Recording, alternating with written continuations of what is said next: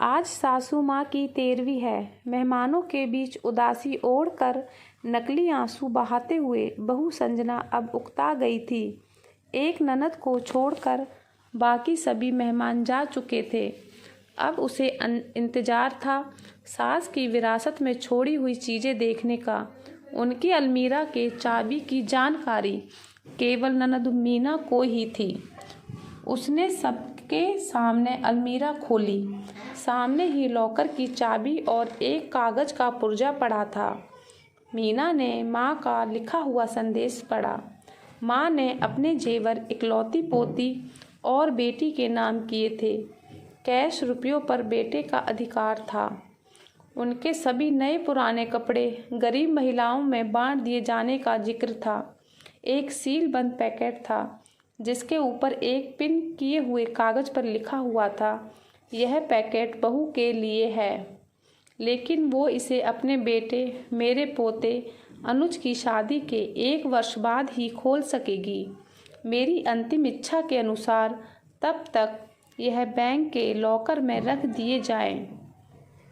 बेटे ने वह पैकेट बैंक के लॉकर में रखवा दिया।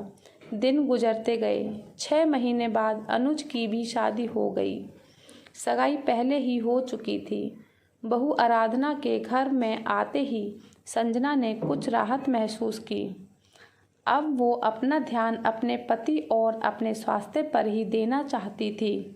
वह बात बात पर बहू को निर्देश देती, लेकिन आराधना उसके कहे को एक कान से सुनकर दूसरे से झटक देती। सास की कही हर बात का उल्टा जवाब देती। धीरे धीरे उसने सास को रसोई से बेदखल कर दिया। समय गुजरता रहा और संजना हालात से समझौता करती गई।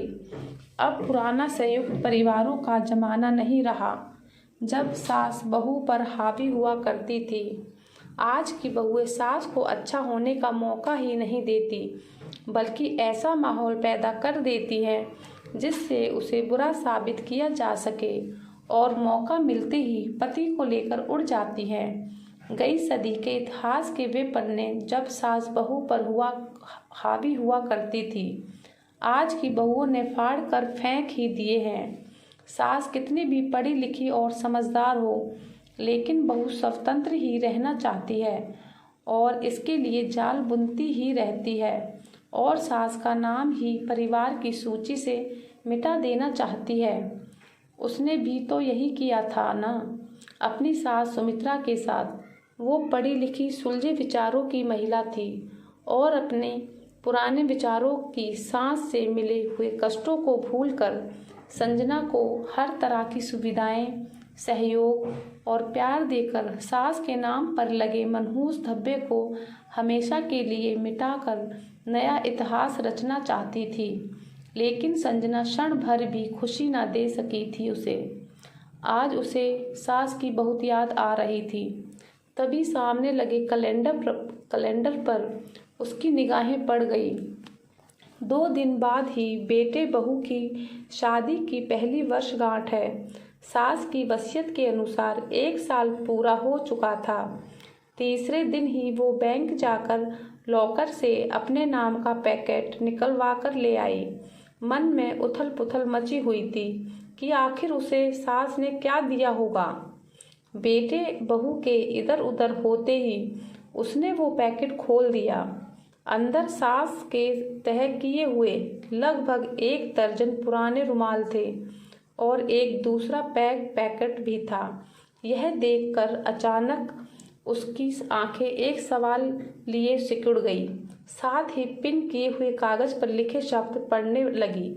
बहू, ये वे रुमाल हैं जिनसे मैं बेटे का विवाह होने के 1 साल बाद से मृत्युपरांत आंसू पोंछती रही। पढ़कर उसकी आंखों से अविरल आंसू बहने लगे। रोते रोते उसने दूसरा पैकेट खोला। उसमें उतने ही बिल्कुल नए रुमाल थे और वैसे ही कागज का टुकड़ा पिन किए हुआ था। उसे कहीं से सांस की आवाज़ सुनाई दी। बहू, रो रही हो ना? ये रुमाल तुम्हें अपनी अंतिम सांस तक आंसू पोंछने के काम आएंगे। और उसने एक रुमाल उठाकर अपने आंसू पोंछ लिए।